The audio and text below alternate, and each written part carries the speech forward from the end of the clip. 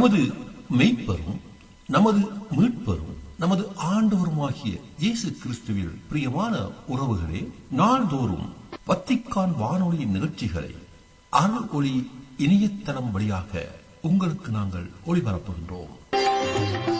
உங்களுக்காக தொகுத்து வழங்குபவர் உங்கள் அன்பு சோதரன் பேசாலை தாஸ்.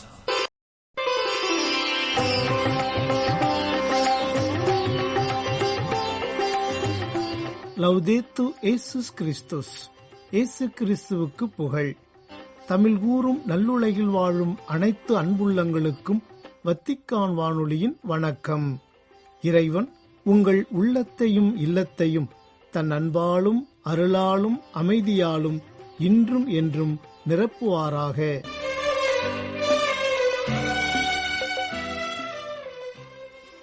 அன்பு நேயர்களே, வத்திக்கான் வானொலி இன்று உங்களுக்கு வழங்கவிருப்பவை தடம் தந்த தகைமை, விவிலிய தேடல் மற்றும் செய்திகள்.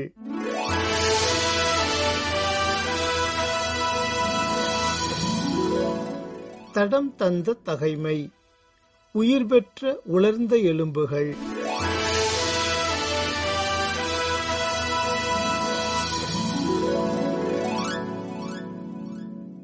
ஆண்டவர் எசேக்கியேலை தூக்கிக் கொண்டு போய் பள்ளத்தாக்கின் நடுவில் நிறுத்தினார். அங்கே பள்ளத்தாக்கின் அடியில் மிக பல எலும்புகள் கிடந்தன. மானிடா, இந்த எலும்புகள் உயிர் பெற முடியுமா என்று ஆண்டவர் கேட்க, ஆண்டவரே, உமக்கு தெரியுமே என்றார் எசேக்கியேல். நீ இந்த எலும்புகளுக்கு இறைவாக்குரை என்றார். உலர்ந்த எலும்புகளே, ஆண்டவரின் வாக்கை கேளுங்கள். நான் உங்களுக்குள் உயிர் மூச்சு புகச் செய்வேன், நீங்களும் உயிர் பெறுவீர்கள். அப்போது நானே ஆண்டவர் என அறிந்து கொள்வீர்கள். கடவுள் சொல்ல எசேக்கியேல் அப்படியே செய்தார். அப்போது எலும்புகள் உராயும் ஓசை கேட்டது. ஒவ்வொரு எலும்பும் தனக்குரிய எலும்புகளுடன் சேர்ந்து கொண்டது. அவற்றில் நரம்புகள் ஏற்பட்டு சதை தோன்றி தோல் அவற்றின் மேல் மூடியது. எசேக்கியேல் பிரமிப்புடன் பார்த்து கொண்டிருந்தார். உயிர் மூச்சுக்கு இறைவாக்குரை.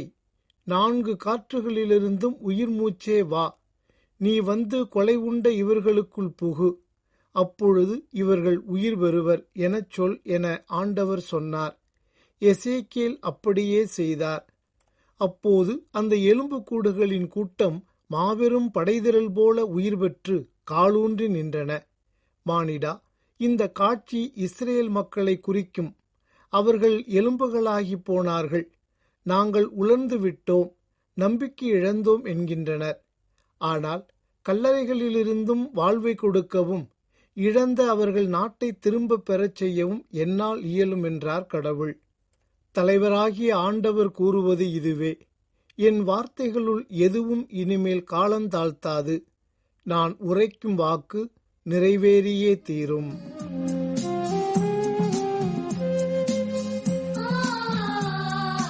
விவிலிய தேடல். திருப்பாடல் 36 பகுதி 1. வேண்டும் நமக்கு இறையச்சம். ஆண்டவரே என் புகலிடம், ஆண்டவரே என் அடைக்கலம், உன்னதமானவரே நீரே என் பாதுகாப்பு. ஆண்டவரே என் புகலிடம், ஆண்டவரே என் அடைக்கலம், உன்னதமானவரே நீரே என் பாதுகாப்பு. அன்பர்களே, கடந்த வார நமது விவிலிய தேடலில் நற்செயலே நன்மை தரும் என்ற தலைப்பில் 35வது திருப்பாடலில் 23 முதல் 26 வரை உள்ள இறைவசனங்கள் குறித்து தியானித்து அதனை நிறைவிற்கு கொணர்ந்தோம். இன்றைய நமது விவிலிய தேடலில் 36வது திருப்பாடல் குறித்து தியானிப்போம். மானிடரின் தீய குணம் என்று தலைப்பிடப்பட்டுள்ள இத்திருப்பாடல் மொத்தம் 12 இறைவசனங்களை கொண்டுள்ளது. தாவீது அரசர் இத்திருப்பாடலை எப்போது எம்மாதிரியான சூழலில் எழுதினார் என்பது தெரியவில்லை என்றும், ஒருவேளை அவர் சவுலால் அல்லது அப்சலோமால் தாக்கப்பட்ட போது இதனை அவர் எழுதியிருக்கலாம் என்றும் விவிலிய அறிஞர்கள் கருதுகின்றனர். இத்திருப்பாடல் 3 பகுதிகளை கொண்டுள்ளது. முதல் பகுதியில் தாவீது அரசர் தனது எதிரிகளின் தீய எண்ணங்களையும் நடவடிக்கைகளையும் சதித்திட்டங்களையும் எடுத்துரைக்கின்றார். இரண்டாவது பகுதியில் கடவுளின் என்றுமுள்ள அன்பு, நீதி, வாக்கு பிறழாமை, பரிவிரக்கம் ஆகியவற்றை எடுத்து காட்டுகின்றார். இறுதியாக 3வது பகுதியில் தீயவர்களின் வலையில் சிக்கியுள்ள தன்னை காக்குமாறு விண்ணப்பித்து இத்திருப்பாடலை நிறைவு செய்கின்றார் தாவீது. இப்போது 1 முதல் 4 வரை உள்ள இறைவார்த்தைகள் குறித்து நமது தியான சிந்தனைகளை தொடங்குவோம். அதற்கு முன்னதாக வாழ்வு தரும் அவ்வார்த்தைகளை வாசிக்க கேட்போம். பொல்லாரின் உள்ளத்தில் தீமையின் குரல் ஒலித்துக் கொண்டே இருக்கின்றது. அவர்களின் மனக்கண்களில் இறையச்சம் இல்லை. ஏனெனில் அவர்கள் குற்றம் வெளிப்பட்டு வெறுப்புக்கு உள்ளாகப் போவதில்லை என இருமாந்து தமக்குத்தாமே பெருமை பாராட்டிக் கொள்கின்றனர். அவர்கள் வாயின் சொற்கள் தீமையும் வஞ்சகமும் நிறைந்தவை. நல்லுணர்வோடு நற்செயலாற்றுவதை அவர்கள் அடியோடு விட்டுவிட்டனர். படுக்கையில் கிடக்கையில் அவர்கள் சதித்திட்டங்களை தீட்டுகின்றனர். தகாத வழியை உறுதியாக பற்றிக் கொள்கின்றனர். தீமையை புறம்பே தள்ளுவதில்லை. அன்பர்களே, மேற்கண்ட இந்த 4 இறைவார்த்தைகளிலும் இறையச்சமின்மைதான் அனைத்து தீமைகளுக்கும் காரணம் என்பதை தாவீது ஒற்றைவரி செய்தியாக நமக்கு தருகின்றார். இன்றைய சூழலில் உலக மக்களை பெரிதும் கவலைக்குள்ளாக்கி இருப்பது உக்ரைன் மீது ரஷ்யா நிகழ்த்தி வரும் கொடுமையான போரும் இஸ்ரேல் பாலஸ்தீனத்தின் மீது நடத்திய கொடுமையான தாக்குதல்களும் தான். இது மதியற்ற போர் என்று முன்னாள் திருத்தந்தை பிரான்சிஸ் அவர்களும் பலமுறை கண்டித்துள்ளார். உக்ரைன் மீதான ரஷ்யா தாக்குதல்களுக்கு கண்டனம் தெரிவித்துள்ள ஐநா நிறுவனம் கடந்த 2022ஆம் ஆண்டு பிப்ரவரி 24ஆம் தேதி முதல் டிசம்பர் 26ஆம் தேதி வரை உக்ரைனுக்கு எதிரான ரஷ்யாவின் போரில் குறைந்தது 6884 பொதுமக்கள் கொல்லப்பட்டதாகவும் 15 லட்சத்திற்கும் அதிகமானோர் வெவ்வேறு நாடுகளுக்கு புலம்பெயர்ந்து சென்றதாகவும் தெரிவித்துள்ளது.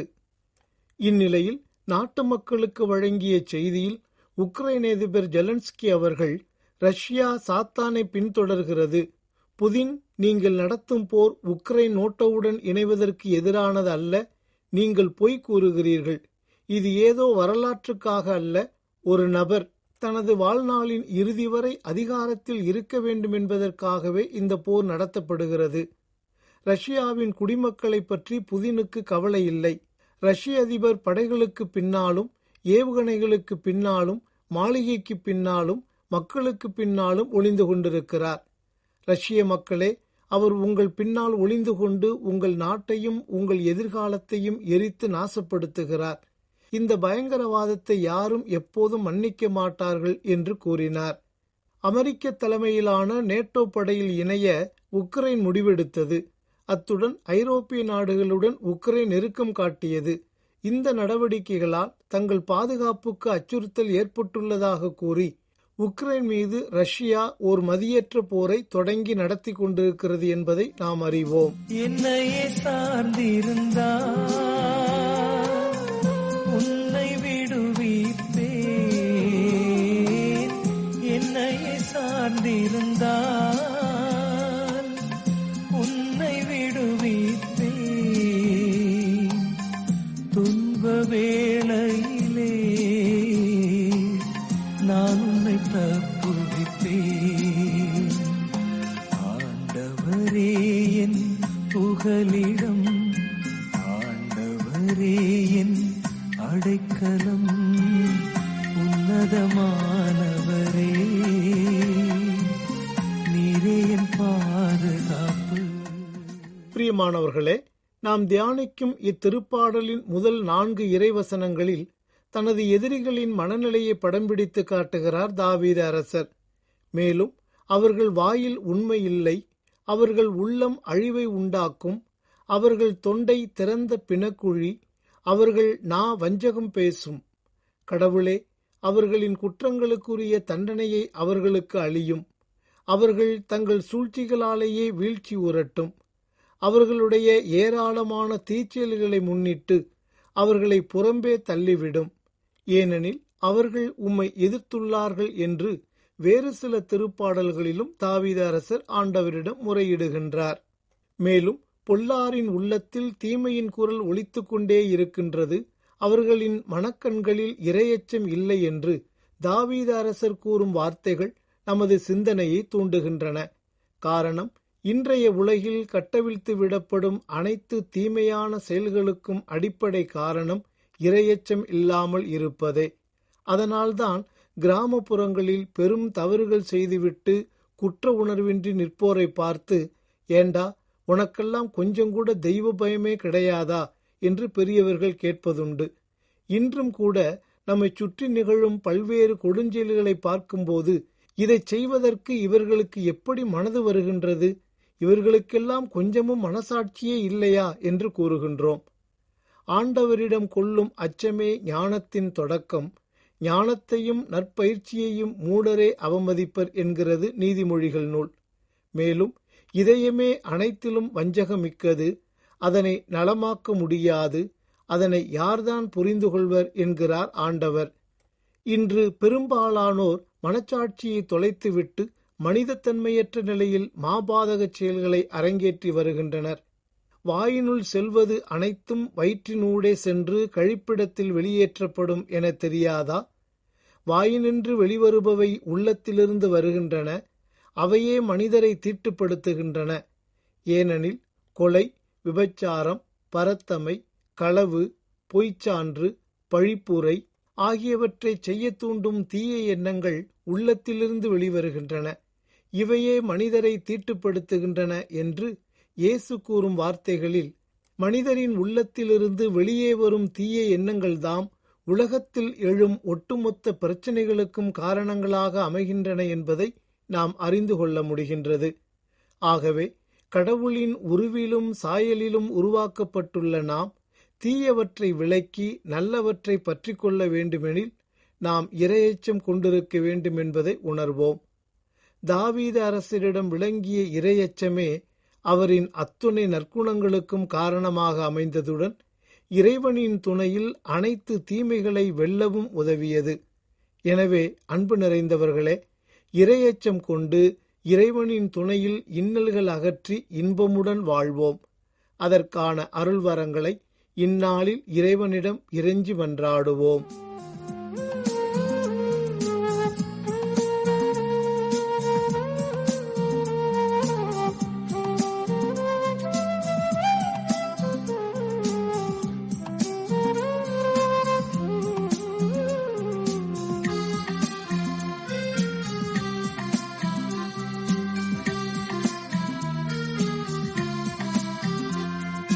தீமை உன்னை அணுகாது, துன்பம் உன்னை நெருங்காது. தீமை உன்னை அணுகாது, துன்பம் உன்னை நெருங்காது. செல்லும் இடமெல்லாம் தூதர்கள் காத்திடுவார். ஆண்டவரே என் புகலிடம், ஆண்டவரே என் அடைக்கலம், உன்னதமானவரே நீரே என் பாதுகாப்பு.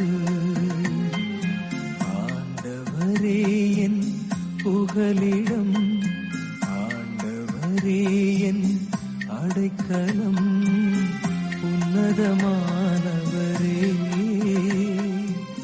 வேண்டும் நமக்கு இறையச்சம் என்ற தலைப்பில் இன்றைய விவிலிய தேடல் நிகழ்ச்சியை உங்களுக்கு வழங்கியது வத்திக்கான் வானொலி.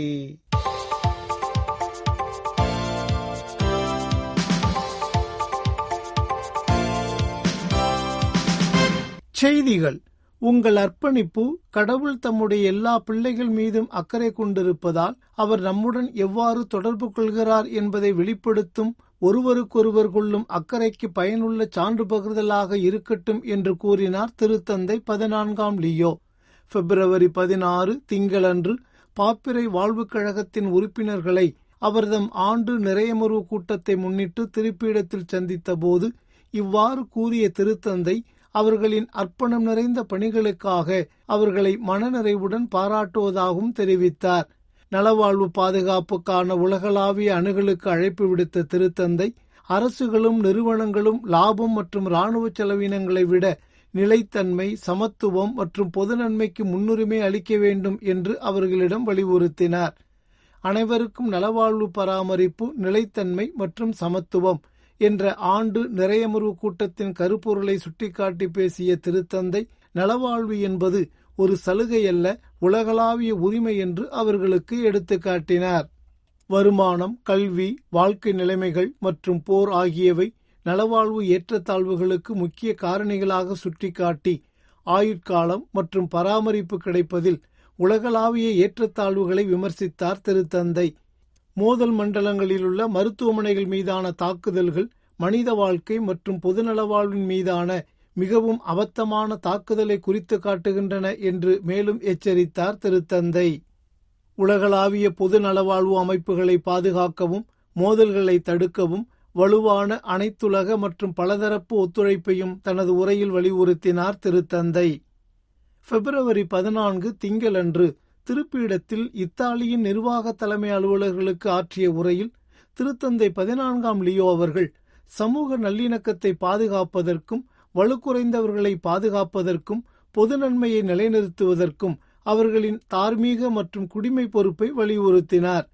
புனித அம்புரோஸின் வாழ்விலிருந்து உள்ளொளி பெற்று திரு அவைக்கும் அரசுக்கும் இடையிலான வரலாற்று ஒத்துழைப்பு குறித்து எடுத்துரைத்த திருத்தந்தை அதிகாரத்தை வலிமையின் ஒரு அடையாளமாக காட்டுவதற்கு பதிலாக சேவையின் ஒரு வடிவமாக கருதுமாறு அவர்களை ஊக்குவித்தார். மேலும் பொது ஒழுங்கை பேணுவது என்பது குற்றங்களை தடுப்பது மட்டுமல்ல, சமூக வன்முறை, பொய்கள் மற்றும் கலாச்சாரத்தின் வீழ்ச்சியை எதிர்த்து போராடுவதாகும் என்று குறிப்பிட்டு காட்டினார் திருத்தந்தை. ஹிப்போவின் அகஸ்தினாரையும் இத்தாலிய அரசியலமைப்பையும் மேற்கோள் காட்டி பொது ஊழியர்கள் சட்டம் மற்றும் மனசாட்சியால் வழிநடத்தப்பட்டு நேர்மையுடன் செயல்பட வேண்டும் என்று கோடிட்டு காட்டினார் திருத்தந்தை. குறிப்பாக புலம்பெயர்ந்தோர் மற்றும் தேவையில் இருப்போருக்கு உதவுவதற்காக திரு அவை அரசு தலைவர்களுடன் இணைந்து செயல்படும் என்று மீண்டும் அவர்களுக்கு உறுதிப்படுத்தினார். புனித பேதுரு பெருங்கோவில் அர்ப்பணிக்கப்பட்டதன் 400வது ஆண்டு நிறைவை குறிக்கும் வகையில் வத்திக்கான் ஓராண்டு கால ஆன்மீக, கலாச்சார மற்றும் தொழில்நுட்ப முயற்சிகளின் திட்டத்தை அறிவித்துள்ளது.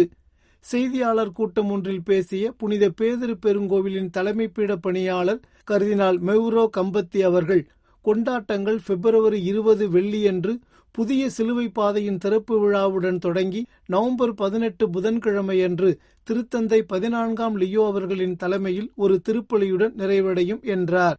சிறப்பம்சங்களாக தகவல் தொடர்பு திருப்பீடத்துறை மற்றும் AI நிறுவனமான டிரான்ஸ்லேட்டட் ஆகியவற்றுடன் இணைந்து உருவாக்கப்பட்ட பன்மொழி வழிபாட்டு தளம் திறன்பேசி வழியாக முக்கிய கொண்டாட்டங்களின் நிகழ்நேர மொழிபெயர்ப்புகளை வழங்குகிறது என்றும் தெரிவித்தார் கர்தினால்.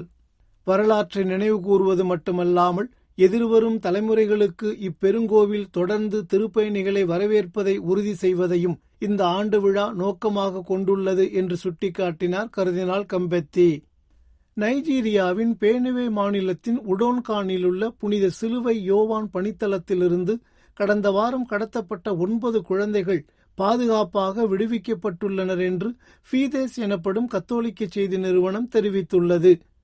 அடோ உள்ளூர் அரசு பகுதியில் உள்ள கத்தோலிக்க பணித்தளத்தில் இரவு விழிப்புணர்வு இறைவேண்டலின் போது 6 சிறுமிகளும் 3 சிறுவர்களும் அழைத்துச் செல்லப்பட்டு பின்னர் சிகிச்சைக்காக மருத்துவமனைக்கு கொண்டு செல்லப்பட்டனர் என்று அச்செய்தி நிறுவனம் கூறியுள்ளது. இந்நிலையில் காவல்துறையினர் 4 சந்தேக நபர்களை கைது செய்துள்ளனர் என்றும் பாதுகாப்பு அதிகரிக்கப்பட்டதன் காரணமாகவே குழந்தைகள் விடுவிக்கப்படுவதற்கு வழிவகுத்ததாக அதிகாரிகள் தெரிவித்தனர் என்றும் அச்செய்தி நிறுவனம் மேலும் கூறியுள்ளது. நேயர்களே, இத்துடன் வத்திக்கான் வானொலியின் தமிழ் ஒலிபரப்பு நிறைவு பெறுகின்றது. உங்கள் செவிமடுத்தலுக்கு நன்றி, வணக்கம். இதுவரையும் நீங்கள் செவியுற்றது வத்திக்கான் வானொலியின் இன்றைய நிகழ்ச்சிகள். மீண்டும் மற்றொரு வத்திக்கான் வானொலி நிகழ்ச்சியில் உங்கள் அனைவரையும் சந்திக்கும் வரை அன்பு விடைபெற்றுச் செல்வது உங்கள் அன்பின் பேசாலை தாஸ்.